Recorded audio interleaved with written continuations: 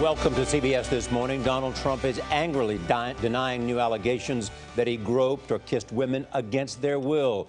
In a series of reports this morning, several women claimed that Trump touched them sexually. The alleged incidents happened over a more than 30-year span. The stories contradict Trump's response to a 2005 video where he talked about kissing and grabbing women without their permission. Remember what he said in Sunday's debate, that it was just talk? You know Billy Bush? You hear these things are said, and I was embarrassed by it, but I have tremendous respect for women. Have you ever done those things? Women have respect for me, and I will tell you, no, I have not. Major Garrett is in Tampa covering the Trump campaign. The candidate will start his day in Florida. Major, good morning. Good morning. The dizzying array of charges surfacing after Trump's blanket denial of sexual misconduct depict an egotistical celebrity willing to accost or intimidate women whenever the mood struck.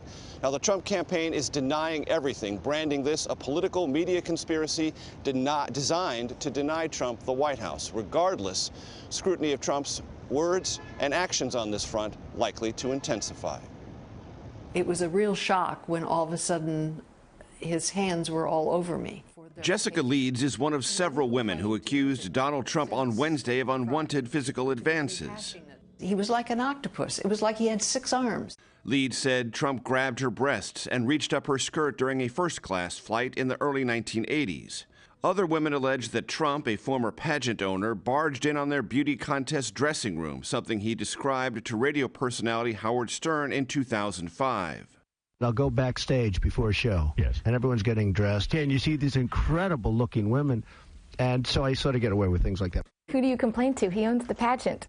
Tasha Dixon, Miss Arizona 2001, said she was subjected to Trump's voyeurism. He just came strolling right in. There was no second to put a robe on or any sort of clothing or anything. BuzzFeed News spoke to 4 teenage beauty queens who say Trump spent time in the changing room, though other contestants cast doubt. The New York Times spoke to another woman who said upon meeting Trump in 2005, he, quote, kissed her directly on the mouth. Trump's campaign also denied a first-person account from People magazine writer Natasha Stoyanov, who wrote that during a 2005 interview with Trump at his Mar-a-Lago resort, he was pushing me against the wall and forcing his tongue down my throat. The story appears in line with this boast secretly recorded during an Access Hollywood taping that same year.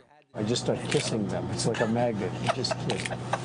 I don't even wait. And when you're a star, they let you do it. Merry Christmas, Merry Christmas. In addition, this 1992 video released by Entertainment Tonight captures Trump's voice talking about a young girl at Trump Tower that caught his eye.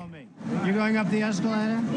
I'm going to be dating her in 10 years. Can you believe it? The Trump campaign called the Times charges fiction and said the allegations trivialize sexual assault and demonstrate a new low for where the media is willing to go to determine this election. I've obviously never been in a beauty pageant. Trump campaign manager Kellyanne Conway struggled with specific denials. There's no way for me to know what happened there. I would have no way. I'm the campaign manager as he runs for president.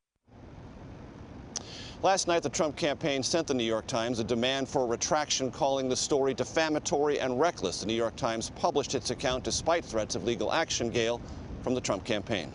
All right, thank you, Major.